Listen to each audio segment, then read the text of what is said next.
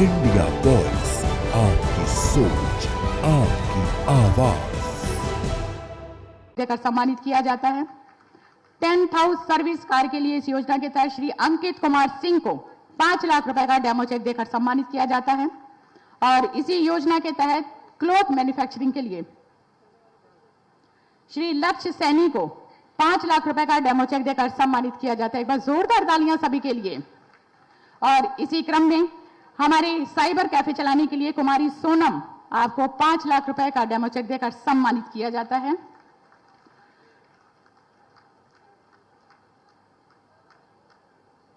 इसी योजना के तहत बुटीक खोलने के लिए श्रीमती गीता रानी, आपको 4.5 लाख रुपए का डेमो चेक देकर सम्मानित किया जाता है। प्रधानमंत्री आवास योजना ग्रामीण के तहत श्री शन्नू बेग जी, आपको आपके आवास की चाबी प्रदान की जाती है। सभी लाभार्थियों के लिए बस जोरदार तालियां। और हमारे इसी क्रम में मुख्यमंत्री आवास योजना ग्रामीण के तहत श्रीमती ममता, आपको आवास की चाबी प्रदान की जाती है। और इसके पश्चात निःशुल्क टैबलेट स्मार्टफोन योजना के अंतर्गत education, post graduation, diploma, degree आदि के लिए हमारे मास्टर अक्षित, आपको टैबलेट प्रदान किया जाता है शिक्षा के क्षेत्र के लिए।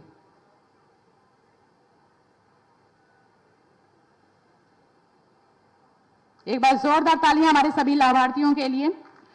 और इसी योजना के तहत हमारी श्रद्धा, सुश्री श्रद्धा जी, आपको भी लैपटॉप, आपको टैबलेट प्रदान किया जाता है। एक बार जोरदार तालियां हमारे सभी लाभार्थियों के लिए।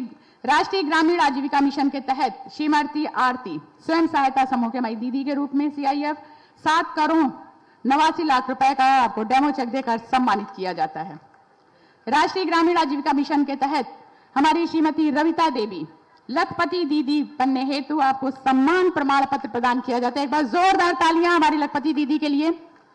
और इसी के साथ एक बार पुनः आभार प्रकट करते हुए परमादरणीय श्रद्धेय यशस्वी माननीय मुख्यमंत्री जी का, कि अपने कर कमलों से हमारे सभी लाभार्थियों को वितरण सामग्री प्रदान कर उनका हौसला बढ़ाया।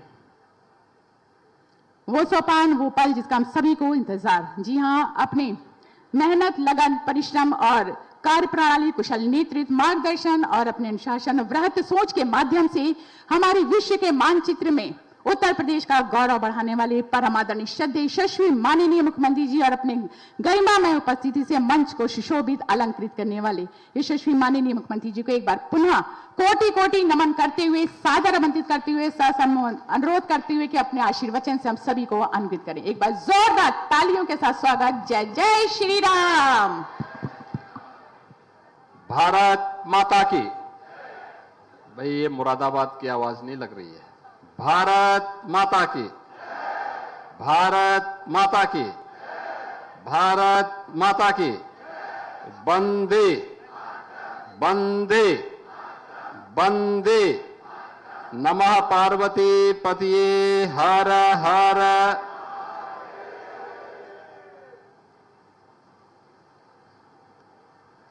जनपद मुरादाबाद के अंदर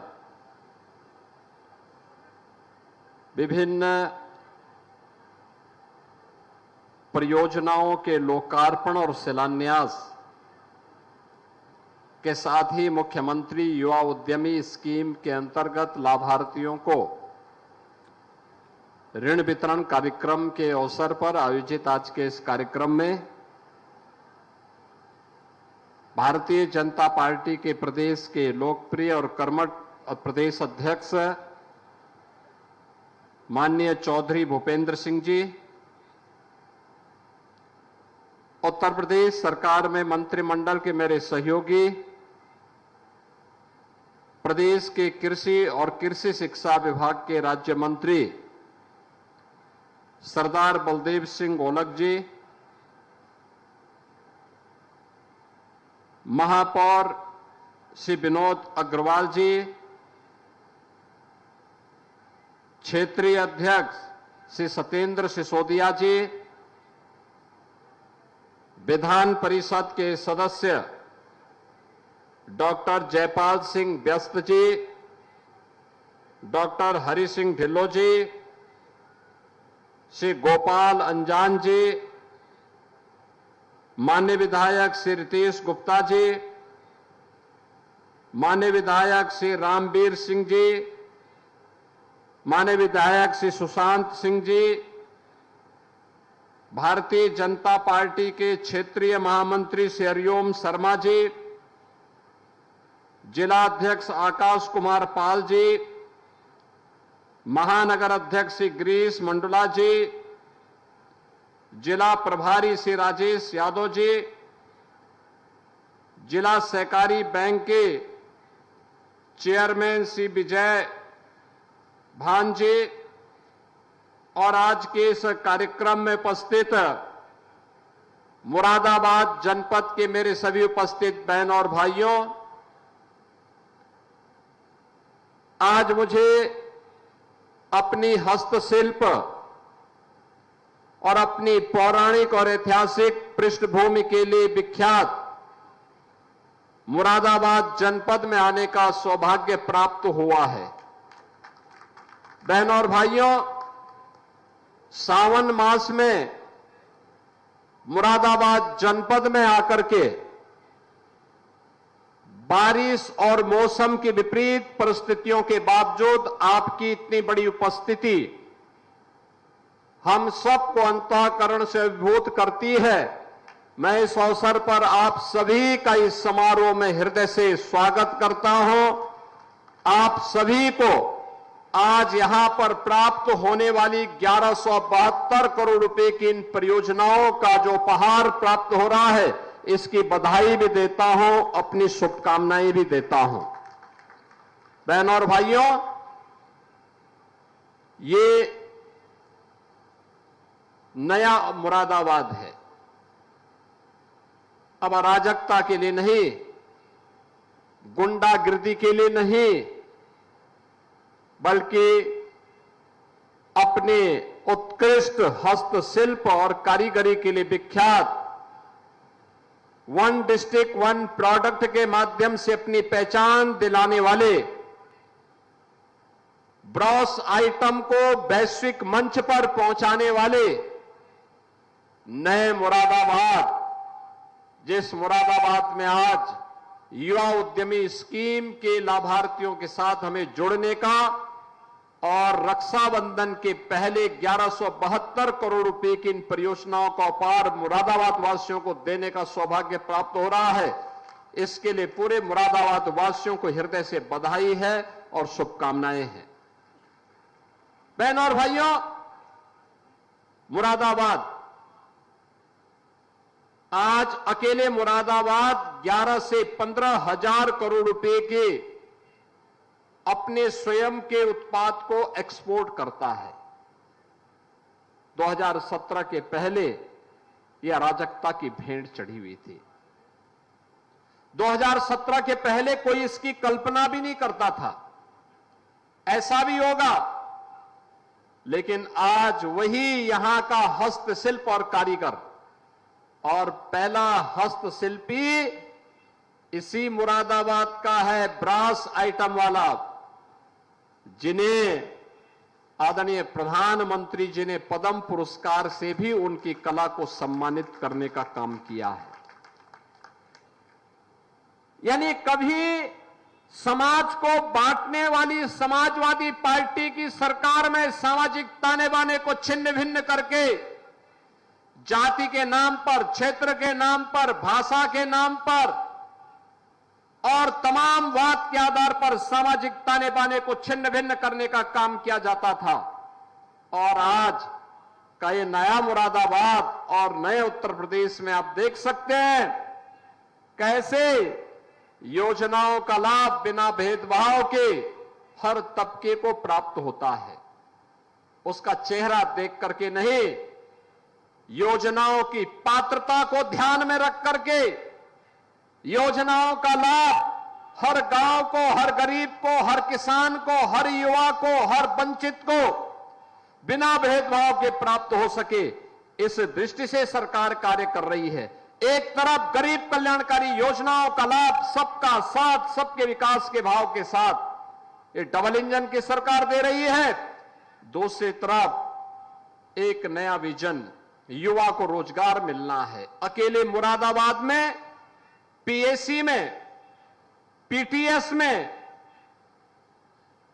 और यहां की आरटीसी में 5300 युवा उत्तर प्रदेश पुलिस की ट्रेनिंग भी प्राप्त कर रहे हैं।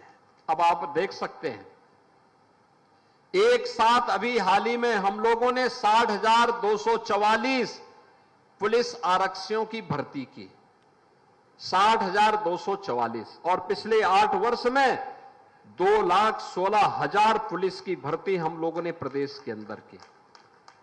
एक भी पुलिस की भर्ती में कोई व्यक्ति उंगली नहीं उठा सकता, न जाति के नाम पर, न क्षेत्र के नाम पर, न भाषा के नाम पर। अगर वह योग्य है तो उसकी योग्यता के अनुरूप उत्तर प्रदेश पुलिस बल में उन्हें स्थान मिला। बेटियों को उसमें स्पेशल व्यवस्था दी गई, 20% सीटें बेटियों के लिए आरक्षित की गई। अकेले 60,244 में से 12,045 केवल बेटियां भर्ती हुई हैं इस पुलिस की भर्ती में, और आज वे सभी ट्रेनिंग ले रही हैं। मुरादाबाद में, यहां की पीटीसी में, यहां की आरटीसी में, यहां की पीएससी की जो विभिन्न बटालियन यहां पे हैं, उन बहानियों में उनकी ट्रेनिंग चल रही है।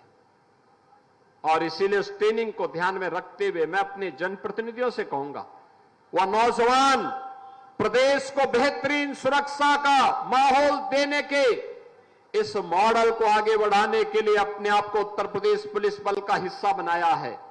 हम उनके परिवार के लोगों को सम्मानित करें कि आपका पुत्र, आपके परिवार का कोई नौजवान उत्तर प्रदेश पुलिस बल का हिस्सा बना है और निष्पक्ष और पारदर्शी भर्ती की प्रक्रिया का हिस्सा बना है। हम सब आपको सम्मानित करते हैं। एक अभियान चलना चाहिए। याद करिए, क्या 2017 के पहले इतनी निष्पक्ष और पारदर्शी तरीके से पुलिस की भर्ती संभव थी? कतई नहीं।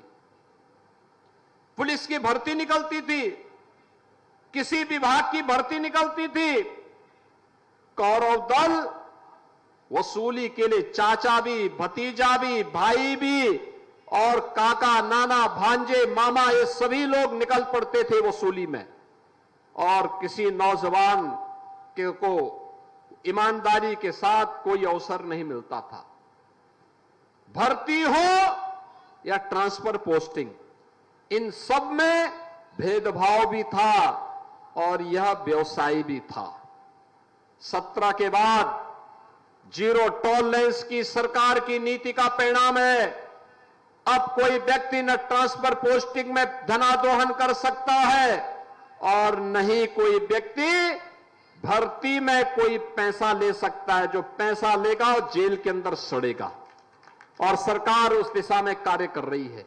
योजनाओं में कोई भेदभाव नहीं, पूरी ईमानदारी के साथ योजनाओं का लाभ समाज के हर तबके को देने का कार्य किया जा रहा है। और विकास का ये मॉडल 17 में जब हम लोग आए थे, मुरादाबाद में उस पार और इस पार में भारी अंतर था, कठिन था, रेलवे क्रॉसिंग था,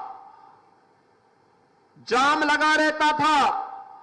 मुरादाबाद सिटी के अंदर कोई 4 लेन की कनेक्टिविटी की कल्पना भी नहीं करता था। आज ये साकार हुआ है।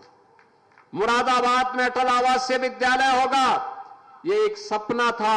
आज ही हम लोग बेलारी तहसील में, प्रदेश अध्यक्ष जी भी थे, हम लोगों ने अटल आवासीय विद्यालय का लोकार्पण भी किया है।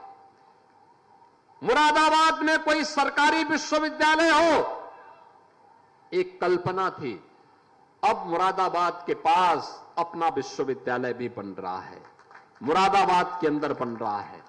बहनों और भाइयों, जब कोई सरकार जनता के प्रति समर्पित भाव के साथ कार्य करती है तो सरकार के द्वारा उसी विजन के साथ कार्य भी किया जाता है। अटल आवासीय विद्यालय में ये मंच पर बैठे हुए किसी भी नेता के परिवार का कोई सदस्य नहीं पढ़ेगा।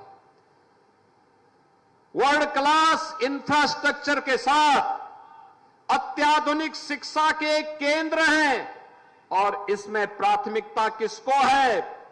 गरीब श्रमिकों के बच्चों के लिए। कोरोना कालखंड में जिन बच्चों ने अपने अभिभावक को खोया है, माता पिता को खोया है, उन बच्चों के लिए 18 विद्यालय पहले चरण में प्रारंभ हो चुके हैं। 18,000 बच्चे इसमें एक साथ अत्याधुनिक शिक्षा प्राप्त करेंगे। उनके रहने की, उनके खाने की, उनकी शिक्षा की पूरी व्यवस्था राज्य सरकार कर रही है, पूरी व्यवस्था कर रही है। और इसी तर्ज पर बेसिक शिक्षा परिषद के द्वारा 57 अन्य जनपदों में प्राइमरी से लेकर के सीनियर सेकेंडरी लेवल तक अत्याधुनिक शिक्षा के मुख्यमंत्री अभ्युदय विद्यालय, भारत सरकार के सहयोग से पीएम श्री विद्यालय, मुख्यमंत्री कंपोजिट विद्यालय, इनके निर्माण की कार्रवाई भी युद्ध स्तर पर आगे बढ़ चुकी है।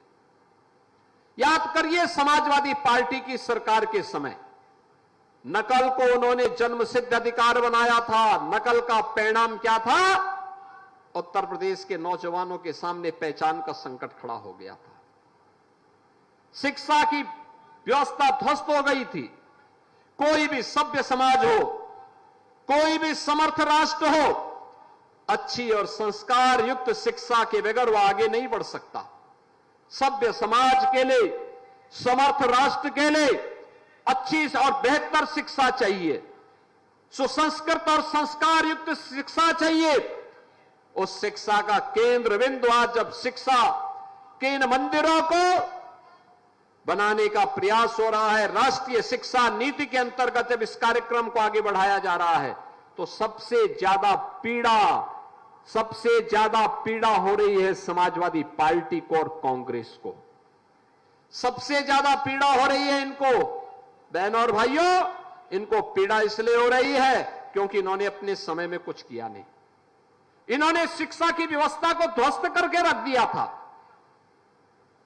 1,54,000 बेसिक शिक्षा परिषद के द्वारा संचालित विद्यालयों में जर्जर व्यवस्था थी। न वहां पे क्लासरूम ठीक थे, न शिक्षक थे, न वहां कोई सामग्री थी, न बालक बालिकाओं के लिए टॉयलेट था, न फर्श था, न पेयजल की व्यवस्था थी, न लाइट की व्यवस्था थी। और आज आप जाइए 1,36,000 विद्यालयों में ऑपरेशन कायाकल्प के अंदर अच्छा फर्श दिया गया है, डिजिटल क्लासरूम बनाया गया है, स्मार्ट क्लास बनी है, डिजिटल लैब बनी है, पेयजल की व्यवस्था है, बालक और बालिकाओं के लिए अलग अलग टॉयलेट बनाए गए हैं और विद्यालय में खेल का मैदान भी बनाने के प्रयास किए गए हैं। विद्यालय भवन अब दर्शनीय लगता है। हां, जो भवन जर्जर थे, उन जर्जर भवनों को शिफ्ट करने के आदेश दिए गए थे, लेकिन समाजवादी पार्टी और कांग्रेस अपने संस्कारों के अनुरूप शिक्षा की व्यवस्था को चौपट करने के लिए फिर से किस प्रकार का दुष्प्रचार कर रही है पीडीए पाठशाला के नाम पर। और क्या पढ़ा रही है? आपने देखा होगा, जब इन्होंने नकल को अपना जन्मसिद्ध अधिकार माना था और छात्रों के भविष्य के साथ खिलवाड़ करना प्रारंभ किया था, तब इन्होंने, जब सरदेव कल्याण सिंह जी की सरकार ने 1991 और 1997 में व्यवस्था की थी कि ग से गणेश पढ़ाया जाएगा, गणपति विघ्नहर्ता है, शिक्षा के क्षेत्र की विघ्न और बाधा को दूर किया जा सके, तो उस समय जब कुछ दिन के बाद समाजवादी पार्टी की दुर्भाग्य से सरकार आई, तो उन्होंने कहा ग से गणपति नहीं, ग से तो गधा पढ़ाया जाएगा। गधा जैसी बुद्धि वालों ने बच्चों के मन में भी उसी प्रकार का भाव पैदा करने का प्रयास किया था, और आज पीडीए पाठशाला में भी ये वही पढ़ाने का प्रयास कर रहे हैं। बहनों और भाइयों, आज के दिन पर मैं आपसे एक कहने के लिए आया हूं, इनका विकास का कोई एजेंडा नहीं। इन्होंने कांवड़ यात्रा का भी विरोध किया था। श्री कृष्ण जन्माष्टमी के अवसर पर आयोजित होने वाले त्योहारों को भी इन्होंने बाधित करने का प्रयास किया था, और इसीलिए इनके पास न देश प्रदेश के विकास का कोई एजेंडा था, न गांव के लिए, न गरीब के लिए, न किसान के लिए, न महिलाओं की सुरक्षा के लिए, न व्यापारियों के लिए और न ही प्रदेश के विकास के लिए। परिणाम हम सबके सामने था, परिणाम हम सबके सामने था। प्रदेश दंगों की आग में झोंक गया था। प्रदेश में दंगे होते थे, हर जिले में एक माफिया खड़ा हो गया था। One district one mafia Samajwadi party की देन थी। आज दंगा मुक्त प्रदेश है। वन डिस्ट्रिक्ट वन प्रोडक्ट की योजना आई है, one district one medical college की योजना आई है, वन कमिश्नरी वन यूनिवर्सिटी की परियोजना सरकार लेकर के आई है और प्रदेश के लाखों नौजवानों के लिए रोजगार उसके माध्यम से उपलब्ध करवाने का कार्य किया जा रहा है। आज मुरादाबाद मंडल में भी इन्हीं स्कीम के तहत हम आए हैं। सीएम युवा स्कीम, युवा उद्यमी स्कीम, 5 लाख रुपए तक की गारंटी मुक्त, ब्याज मुक्त स्कीम। कोई भी युवा जो अपना उद्यम प्रारंभ करना चाहता है, गारंटी सरकार देगी, ब्याज सरकार देगी, 10% मार्जिन मनी भी उस परिवार, उस नौजवान को देगी। वह व्यवसाय करे और व्यवसाय करके समय से मूलधन अगर वापस कर लेता है, अगली बार 7.5 लाख रुपए की स्कीम का लाभ उसे प्राप्त होगा। समय पे उस मूलधन को वापस करता है, तीसरी बार उसे 10 लाख रुपए तक की सुविधा सरकार बैंकों से उपलब्ध करवाने के साथ जुड़ रही है। बहनों और भाइयों, यह है अपने उद्यमियों को आगे बढ़ाने की, अपने युवाओं के जीवन में एक खुशहाली लाने की और प्रदेश को समृद्धि के पथ पर आगे बढ़ाने की प्रदेश सरकार की स्कीम। और मुरादाबाद के हमारे उद्यमियों ने तो वैसे भी कमाल किया है। 17 के पहले जो दम तोड़ रहा था, यहां का जो प्रोडक्ट दम तोड़ रहा था, आज इसी मुरादाबाद में हम आज देख रहे हैं। अभी मुझे इस कार्यक्रम के पहले आकर के यहां पर मुझे संविधान पार्क देखने का अवसर प्राप्त हुआ, मुझे हनुमान वाटिका देखने का भी अवसर प्राप्त हुआ। कितना जोरदार स्मार्ट सिटी मिशन के अंतर्गत संविधान पार्क बनाया गया। और मैं तो चाहूंगा हर युवा को, हर नागरिक को बाबा साहब डॉक्टर भीमराव अंबेडकर जी के द्वारा बनाए गए संविधान को देखना चाहिए, उनके संघर्षों की गाथा को देखना चाहिए। संविधान सभा के सम्मानित सदस्यों के द्वारा देश के अंदर जो संविधान दिया गया है, जो पूरे देश को उत्तर से दक्षिण तक, पूरब से पश्चिम तक एकता के सूत्र में बांधता है, उस संविधान पार्क का अवलोकन करना चाहिए। और रिद्धि और सिद्धि के दाता बजरंग बली हनुमान की वाटिका को भी जाकर के देखे, कितना आध्यात्मिक वातावरण है। स्मार्ट सिटी मिशन के अंतर्गत अब मुरादाबाद भी स्मार्ट हो रहा है। बहनों और भाइयों, मेरे लिए आज का अवसर भी आपका अभिनंदन करने का है। ये 1172 करोड़ रुपए की जो परियोजना है, ये केवल उपहार नहीं बल्कि आपके प्रति कृतज्ञता ज्ञापित करने का एक माध्यम भी है।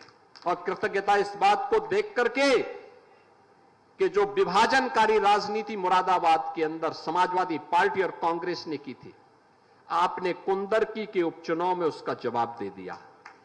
आपने तुष्टीकरण नहीं, संतुष्टीकरण को माध्यम बना करके उसका जवाब दे दिया। और आपने इस बात को साबित कर दिया कि नहीं, आपकी विभाजनकारी राजनीति के साथ नहीं, भारत को एकता के सूत्र में बांधने वाले प्रधानमंत्री मोदी जी के विजन के अनुरूप डबल इंजन की इस भारतीय जनता पार्टी की सरकार के द्वारा कराए गए विकास के इन कार्यक्रमों के प्रति प्रतिबद्धता व्यक्त करते हुए समाजवादी पार्टी कांग्रेस के प्रत्याशियों की जमानत को जब्त करके कुंदरकी ने साबित कर दिया है कि कुंदरकी इस प्रकार की अराजकता को, समाजवादी पार्टी की अराजकता को कतई बर्दाश्त नहीं करेगा। और इसलिए आज ये 1172 करोड़ रुपए की परियोजनाओं की सौगात लेकर के हम सब आपके बीच आए हैं।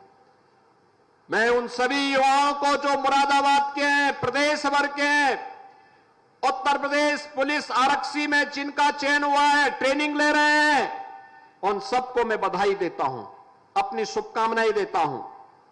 मुरादाबाद नगर निगम को इस बात के लिए धन्यवाद देता हूं कि इन्होंने संविधान पार्क के माध्यम से, हनुमान वाटिका के माध्यम से, सैन्य म्यूजियम के माध्यम से एक नया कॉन्सेप्ट मुरादाबाद को दी है। मुरादाबाद को, उसकी पहचान को बदलने का एक नया प्रयास किया है।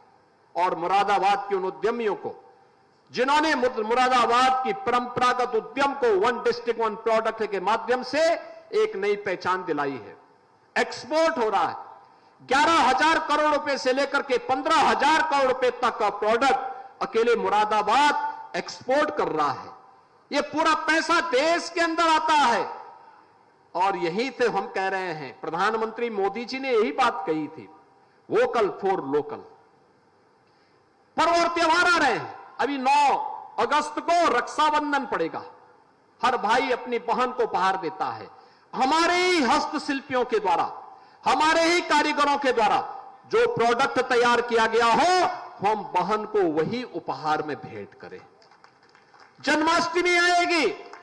जन्माष्टमी के अवसर पर हम अपने अतिथियों को अपने से कि कोई किसी व्यक्ति के पास हम मिलने के लिए जाते हैं, उपहार देते हैं।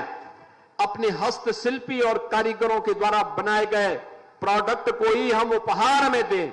ये उपहार में आप देंगे, एक तो आपके प्रदेश के हर जनपद के प्रोडक्ट का प्रचार प्रसार होगा, दूसरा उसका जो मुनाफा आएगा वो हमारे हस्तशिल्पी और कारीगरों के पास जाएगा, और हस्तशिल्पी और कारीगरों के पास जो मुनाफा आएगा वह प्रदेश के युवाओं के रोजगार के लिए, प्रदेश के विकास में वो पैसा लगेगा। अगर विदेशों से आपने सामान खरीद करके उपहार के रूप में दिया तो बहनों और भाइयों, ये मान करके चलिए कि ये पैसा आतंकवादियों के हाथों में जाएगा, धर्मांतरण के रूप में खर्च होगा, लव जिहाद जैसी विघटनकारी गतिविधियों में खर्च होगा। हमें उससे अपने आप को बचाना होगा और उसके लिए आवश्यक है कि प्रधानमंत्री जी के स्वदेशी अभियान के साथ हम प्राण से जुटे, और मुरादाबाद उसके लिए एक आईना हो सकता है, एक माध्यम हो सकता है। मुरादाबाद के कारीगरों ने अपनी बेहतरीन हस्तशिल्पी और कारीगरी के माध्यम से इसे एक नई पहचान देने का काम किया है।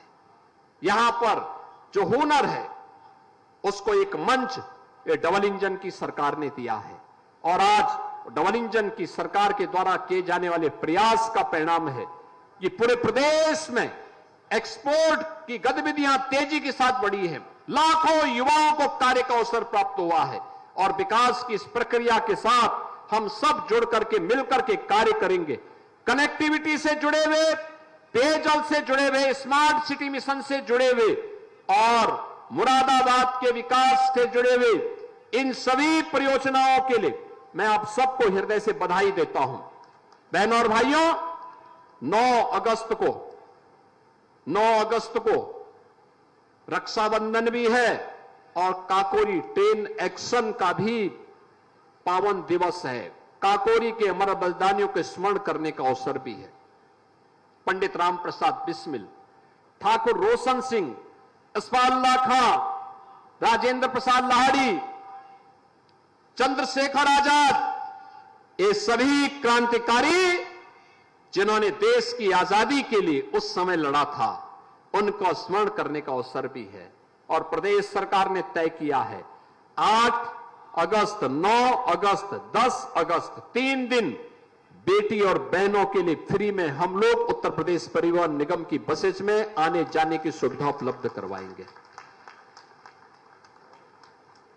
8 अगस्त को प्रातः काल से लेकर के और 10 अगस्त की रात्रि 12 बजे तक वे उत्तर प्रदेश परिवहन निगम और नगर विकास की नगर सेवा के माध्यम से जहां भी यात्रा करना चाहते हैं, एक सहयात्री के साथ में उन्हें ये यात्रा प्रदेश भर में फ्री में उपलब्ध करवाने का कार्य उत्तर प्रदेश सरकार कराएगी। मैं इसी अवसर पर इस बार तो अद्भुत क्षण होगा जब उत्तर प्रदेश के अंदर हमारे 9 प्रशिक्षु आरक्षी जन्माष्टमी के आयोजन के साथ जुड़ेंगे। वे एक पुलिस की ट्रेनिंग तो ले रहे हैं, लेकिन साथ साथ एक कलाकार के भी गुण उनके पास होंगे। और मंचन, बेहतरीन मंचन श्री कृष्ण जन्माष्टमी का हर थाना में, हर ट्रेनिंग स्कूल में, हर पुलिस लाइन में भव्यता के साथ आयोजित होंगे। श्री कृष्ण जन्माष्टमी समाजवादी पार्टी की सरकार बैन करती थी, कावड़ यात्रा को बैन करती थी। हमने कहा नहीं, कावड़ यात्रा बैन नहीं होगी, कावड़ यात्रा भी चलेगी। श्री कृष्ण जन्माष्टमी के आयोजन भी भव्यता के साथ होंगे और ये आयोजन उसी भव्यता के साथ आयोजित होंगे। मैं श्री कृष्ण जन्माष्टमी, स्वाधीनता दिवस, रक्षाबंधन की आप सबको बधाई देता हूं, शुभकामनाएं आप सबके प्रति व्यक्त करते हुए अपनी वाणी को विराम देता हूं। धन्यवाद। जय हिंद। बहुत बहुत धन्यवाद। अपने अमूल्य विचारों के माध्यम से हम सभी को प्रेरणादायक नेतृत्व पर संबोधन के लिए के साथ अभिनंदन स्वागत और आभार हेतु हमारे बीच में सादर आमंत्रित करते हुए माननीय महापौर औरंगाबाद श्री विनोद कुमार अग्रवाल जी।